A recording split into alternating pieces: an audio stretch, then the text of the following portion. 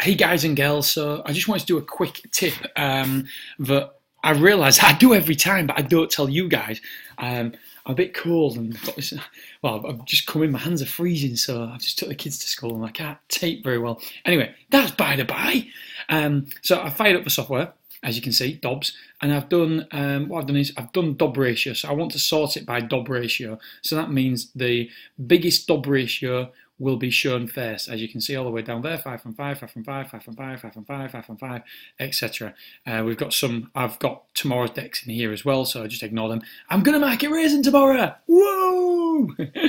Ladies' Day market raisin. Hello? All right, ladies? Oh, that's right. I am a geek. Right, so we've sorted it by DOB ratio, so all the ones with the highest DOB ratio will come first, and that's through the settings. If you look here, form history is 5, so that's why there's 5 there.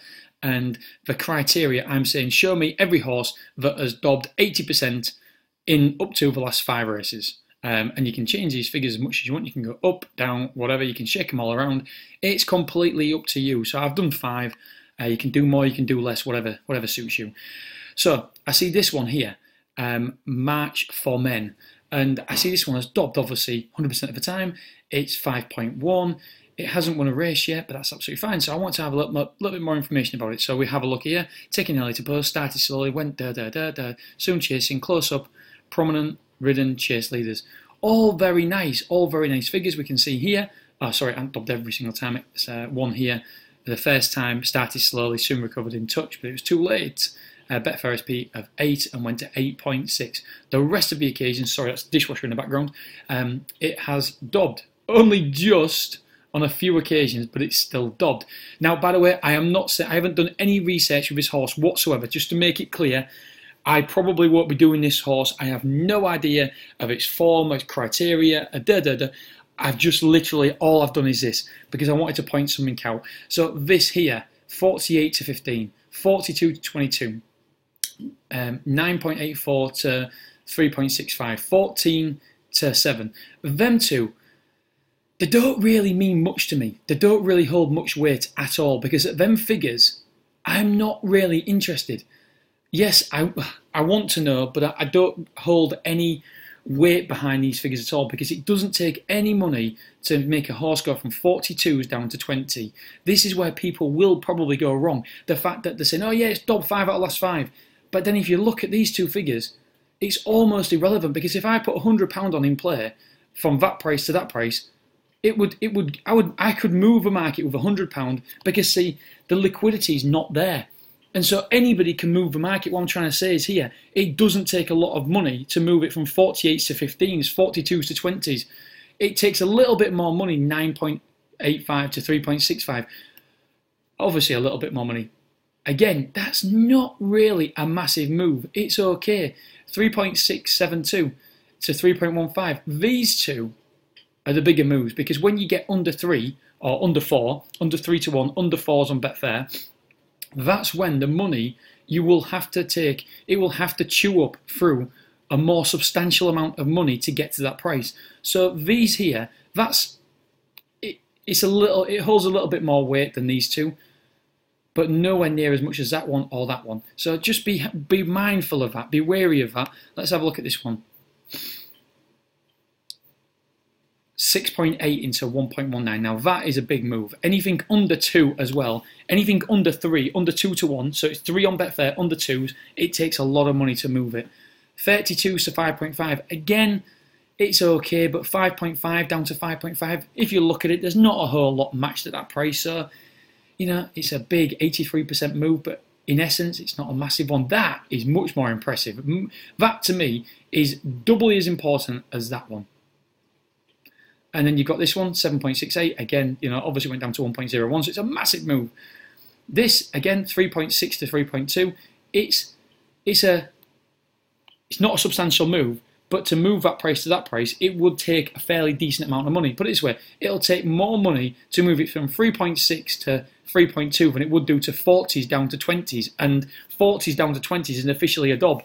6.97 to 1.04. Yeah, that's a good move. That's no move whatsoever. That one's a very, very good move, 5.6. 2.98, you see, this is where you just got to be, use a bit of nous here. It only says 43%, but for me, that move there is much better than, let's have a look, see if I can find one, than that move there. So even though it's a less percentage, it's 43%, for me, that will take far more money to move that from 2.98 to 1.69 than that one would do for 18.15 down to 18.8. So yes, I know it's a DOB, officially a DOB, but you've got to read in between the lines because there's much more. Do you know what? I'm going to do this in my free course. I'm going to have to do a section because I'm getting so passionate about it.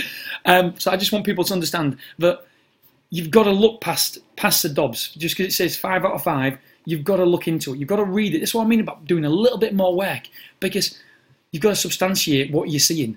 And sometimes a DOB like this, 18.5 down to 8.8, for me, it doesn't really mean anything. It's almost an irrelevance because that sort of price I'm not interested in anyway. It doesn't take a lot of money, so I'm almost deleting that out my reckoning. Anyway, I spent 6 minutes on this video where I thought that it would literally be a couple of minutes video. Betting Nation, tomorrow I'm going to do a fair few videos and I'm going to show you the process. I'm going to literally, because obviously I study like 3 or 4 hours tomorrow at the very, very least. For the horse racing, so I get loads of stats and I get loads of information because of obviously my podcast. I've got to do a podcast about horse racing in place, and so what I'm going to do, I'm going to take you through exactly all my notes and exactly what I've done for tomorrow's podcast, and you'll see exactly how I do it and what I do, what I look for, and hopefully it'll be engaging, it'll be fun, and it'll be worthwhile, and we'll get a winner. We'll all make some money, hopefully.